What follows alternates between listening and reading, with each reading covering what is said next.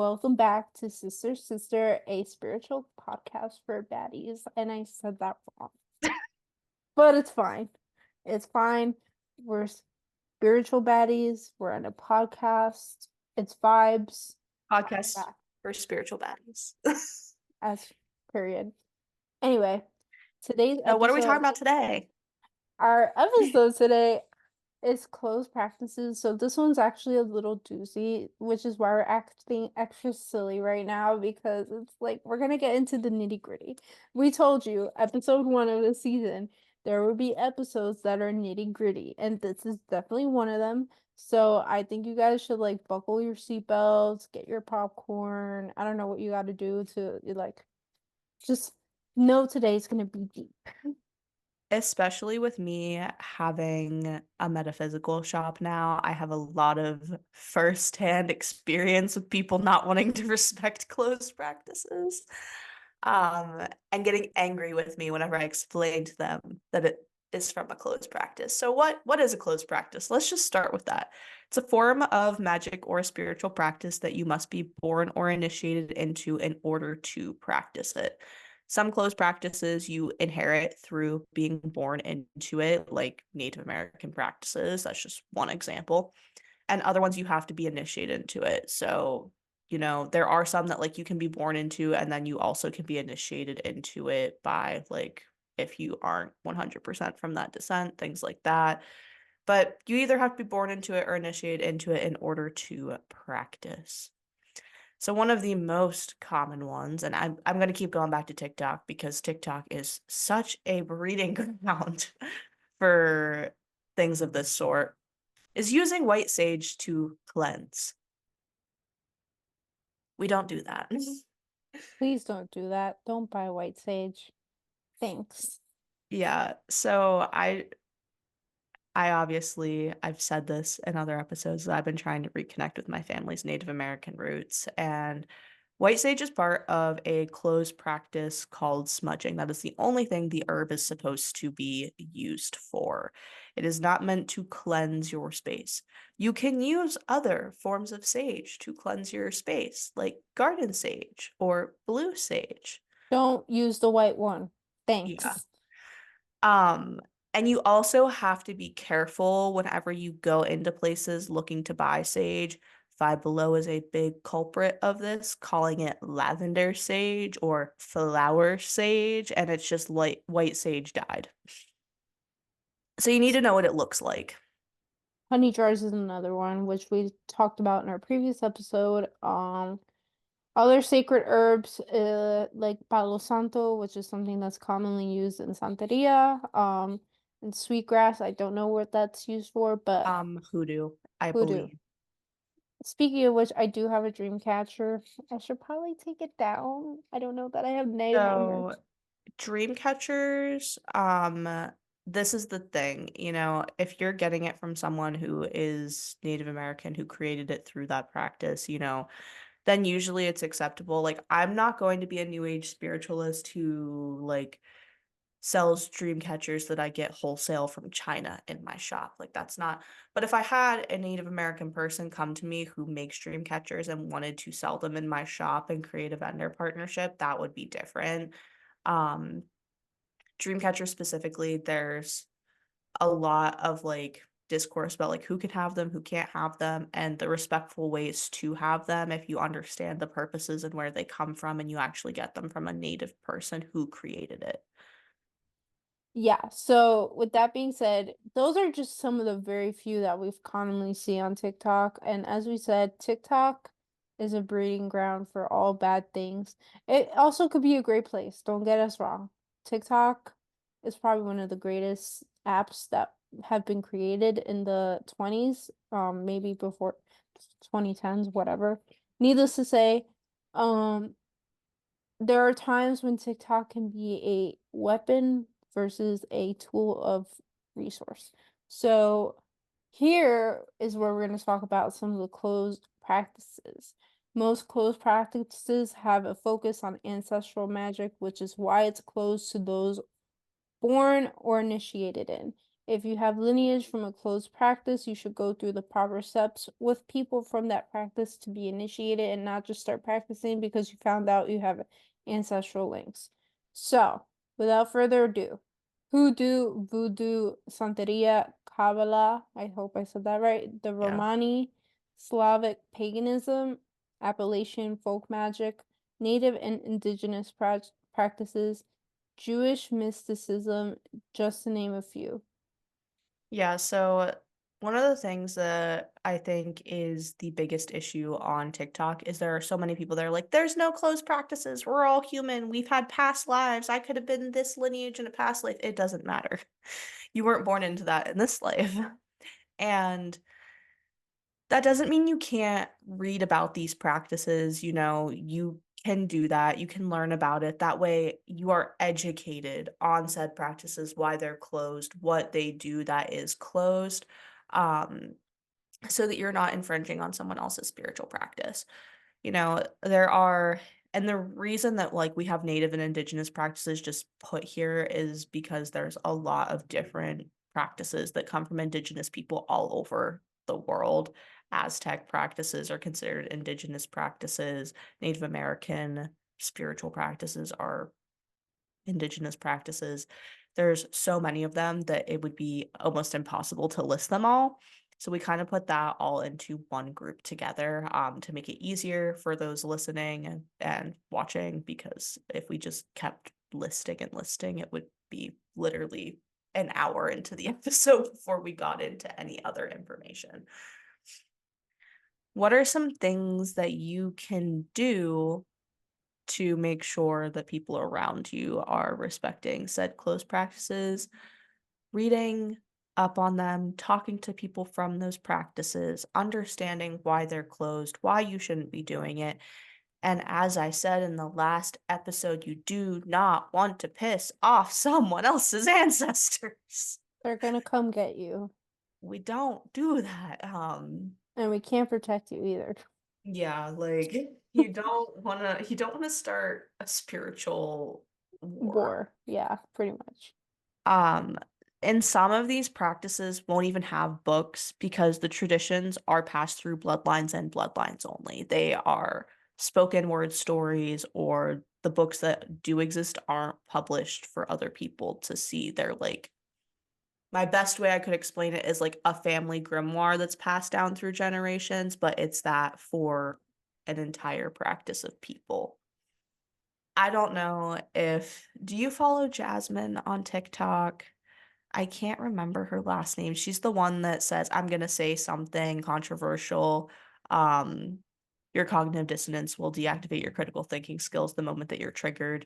Do you follow I her? feel like I've heard of her or I've seen a video of hers. I've definitely sent you her TikToks before. So one thing that she talks about a lot, when it comes specifically to those of us who are white or partially white, is not working with your ancestors who were racist.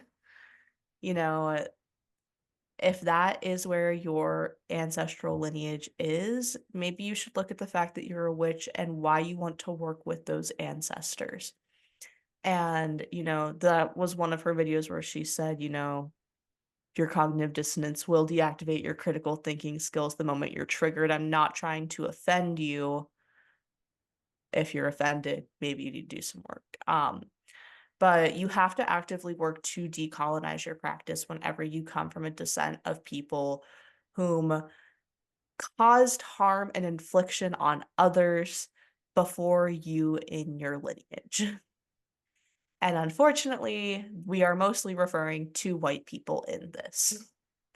Because I mean, I look back at my ancestral line and I come from peasants in pretty much every ancestral line of the white people. So I don't really think that they were necessarily doing as much harm. Then I also do have Celtic paganism roots in my family as well.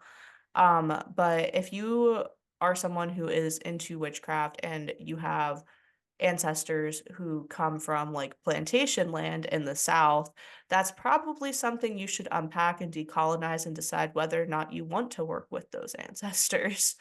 Um, and the whole ancestral magic thing all comes back to closed practices because so many closed practices are linked to ancestral magic. That's why I wanted to touch on that. Because if you go ahead and find out that like I did where I'm part Native American, you don't just start practicing those practices as we had said at the beginning of this episode. Um so first off, I would say you should start by decolonizing your practice if you find out that you have heritage in another practice. And that's going to help you realize what ancestors you should be working with and which ones are not worth your time. Because when you call on your ancestors, you don't have to call on all of them. I feel like that's a big misconception. Um, and then really kind of trying to find the people who can educate you on that heritage and those practices that your ancestors would have been a part of that you want to learn more about. And that doesn't necessarily mean you have to get initiated into it, if you decide it's not for you, but that option is there to learn more about it. I just went on a very big ramble. Right. No, this is important to know because there are also things that you might have seen on TikTok that aren't closed practices, but people said they are. And with that being said, some of which are tarot readings, smoke cleansing, tea leaf readings, bone readings, including deities in your practice. While some deities may be closed, there's a plethora that aren't. The evil eye and angel numbers. So, yeah, kind of like a little bit about some of these. Like, there are specific instances of some of these things that are closed, right? Like tea leaf readings, there are certain ways that that is done where it is closed, especially in the Ramani practices. They do have a specific way of doing that. I believe it's the tea leaf readings. Bone readings, there are certain animal spirits, bones you shouldn't work with if you are not from an indigenous culture and background and work with those spirits. And there are some deities that may be closed. The one crazy thing to me is people saying the evil eye is closed. I Evil don't eye is a thing no matter what, like all practices. Closed or not closed, they definitely believe in the evil eye. And it's not something that I think should be like, oh my God, like I can't like practice that. Like evil eye is evil eye. Like if someone's sending you negative energy, you're gonna know. Oh yeah, and like even with because I have more of an eclectic practice. I take from my Italian roots and the Italian folk magic, which heavily has influence from Catholicism. You know, I don't include those parts because I Right. am ex-Catholic. But Exactly. the evil eye is even a part in that. It's called the il malocchio, you know? Exactly. Like, Evil eye is gonna be a thing no matter what. That's why I wear a chain that protects me. I do my little cleansings every day, like, and I take care of that negative energy and send it back to the universe because I don't want it. But needless to say, evil eye is not something that like you should be like, oh my God, it's close practice. I can't. Like, no. Girl, if someone's sending you negative energy, like be so for real, you gotta take care of that. yeah. And one of the things that like a lot of people, and I like that we're getting into the evil eye topic because this was something I was researching very recently, was the fact that in a lot of cultures and practices, any compliment can be taken as the evil eye, right? And that is something that, even in some of my heritage, it comes from Oh, that same. kind of Same. idea. And, if someone gives you a compliment, you may see someone like brush their shoulder or like actively like exhale out and be like, thank you. And that's because they're blowing the evil eye off of them or they're wiping it Right. off of them. Yeah, for us in Hispanic culture, some superstitions that my mom has, especially because she's very big on grooming, like if you touch her, like I hate when people touch my hair, only like one or two people can touch my hair. Like my hair is, I consider my hair my crown. So when people like go to grab it, I'm like, no, please don't touch me because I don't know where your hands have been. I don't know what your intentions are. Like you could be rubbing your intentions on me, and I don't like that. Another common one for me is like if your nail breaks because someone said, "Oh my God, your nails are so pretty," and all of a sudden your nail breaks. Or like when a woman is pregnant and someone goes to touch her belly, at least in our culture, like don't do that because you're rubbing the evil eye on the baby. So we do protective measures like wearing a what's it called? A waist beads. Some people do waist beads, some people do strings. It really is dependent on your belief, but that is kind of said to protect the baby from, evil eye. There's obviously more, but needless to say, evil eye is evil eye. If someone's giving you that negative energy, it like you're gonna know. So, Yeah, and angel numbers being closed is another crazy one. I feel like that circled around TikTok. I want to say in like 2021. Like it's been a minute since that circled, and I'm just like, guys, it's numbers. right. Like Now the whole like number hacking code thing is a whole other like TED that's talk a I'm not whole even gonna get other, into. yeah. But like if you see 222 on a clock, like that's not, yeah, you can't even say that's closed. Like you just saw it on a clock, you know? Right, like if you have a thought in your head about something and then you see 222, you're getting a sign from the universe like, "Hey, I will say, as far as bone readings go, Coyote is a closed spirit to work with. So definitely be mindful of that if that's something that you're like looking into doing. A lot of indigenous cultures have very high regards for Coyote, and that's why it is a closed spirit to work with. Um, tarot reading." I'm kind of shocked because like everyone and their mother is reading tarot now. Um, yeah, there are certain like ways of reading tarot that is passed through specific like everyone reads tarot different, right? Like how I'm gonna read tarot is gonna be different from how literally anyone else reads it. You're always learning new things when it comes to tarot reading, and there are some like families where tarot reading is a passed down tradition in the family. So like maybe their specific way of reading it is like a family thing, but like reading it in general isn't right. a closed practice. And smoke cleansing, I think where people get confused is because of smudging being closed. They just assume that means all smoke cleansing is closed, but smudging is not smoke cleansing. It's two different Not the things, same. people. Two Not very the different same. things.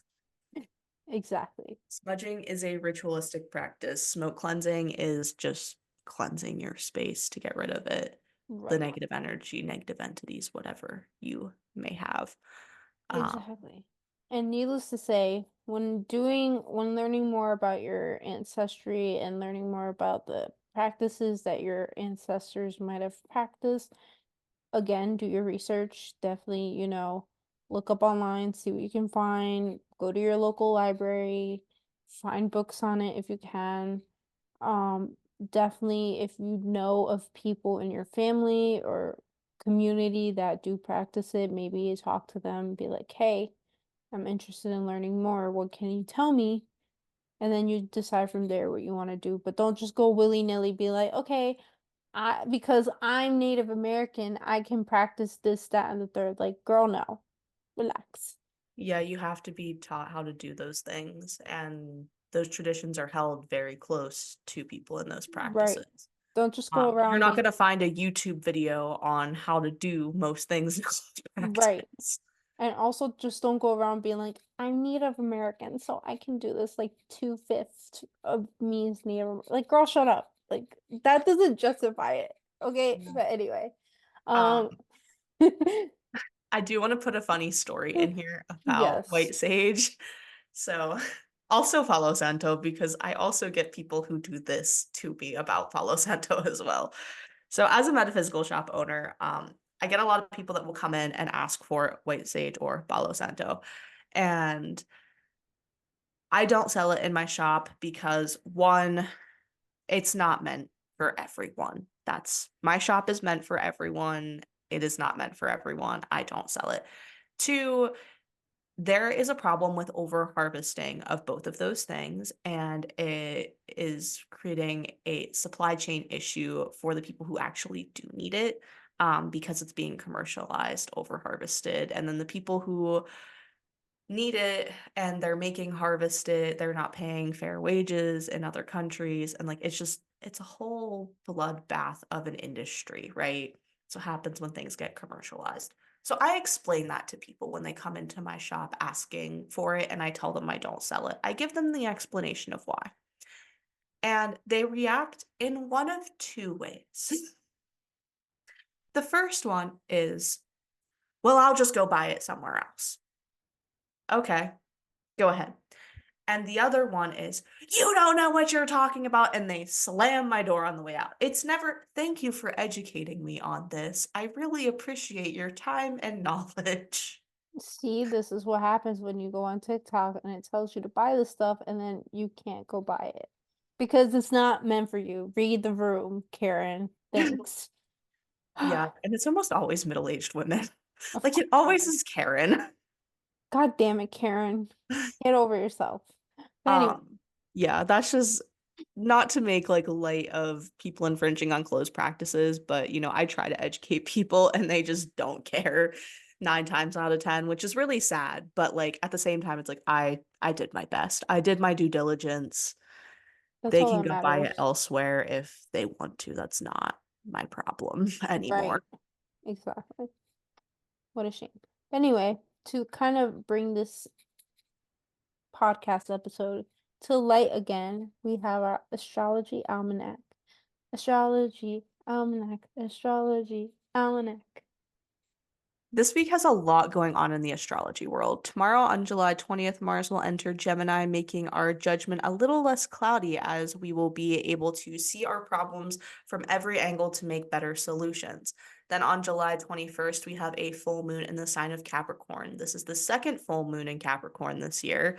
This full moon is a time of recognizing successes in your life, and you may start to see more outside recognition as well. On this full moon, we have several other transits that will likely impact your day. Venus in Leo sextile Jupiter in Gemini will urge you to be more social and take advantage of the recognition from your success to grow your optics in your work. However, Mercury in Leo will square Uranus in Taurus, reminding you to not let your ego get too big as it can be bruised easily. The Sun in Cancer will also trine with Neptune in Pisces, reminding us to be gentle with ourselves and allow ourselves to feel all of our emotions. The Sun will also enter Leo this week on July 22nd and help us to live a little more courageously and help us to put ourselves out there. Finally, rounding out this action packed week, Mercury will enter Virgo on July 25th. This transit may be a little more difficult as a Mercury retrograde lurks in the future. However, Mercury in the sign of Virgo will urge us to keep a level head, and we're reminded to not let our anxieties override reality. Not Mercury retrograde. Oh no. I mean, we got a lot going on here either way, but Yeah. doom is near when you say Mercury retrograde is approaching us. Can't Not wait. actually, but a little bit more stressful of a time. Yes, but either way, sounds like we got a lot going on, some good, some bad, some just, telling us to Chill out, chill look at the out, bigger picture. look at the bigger picture. Just, taking all angles. Coming from an Aquarius that's usually very logical, you know, that's I usually my hope route. people watch the YouTube version of this and saw me just I know. You look like a dealer. Like, which one you want? I got this. Anyway, a magician. just Pick a card, any card. all of them. Anywho, it is now time for my favorite part of the show, tarot time. Tarot time, tarot time. Here we are for tarot time.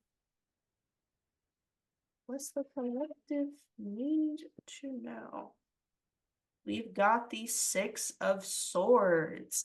It is time to take a journey away from what you know into the unknown. This could represent a physical trip. This could represent moving from one location to another, or this could represent going into a new beginning in your career, spiritual journey, going away from the familiar into an unfamiliar situation. The Six of Swords, you see the boat leaving the dock. going on a journey into a new area of your life. Very interesting. Can't wait to see what we all embark on. Hopefully good. I hope it's good. Either Uh, way, thank you for tuning in to another episode of Sister Sister. As always, make sure you follow us on Instagram and TikTok, and also be sure to follow us to know when the next episode is out. So, see you guys next Friday. yes. Have a great rest of your week. And don't Take let the care. full moon scare you too much. Not even, just the Mercury retrograde that's coming. Either way, peace out, guys. Bye. Bye.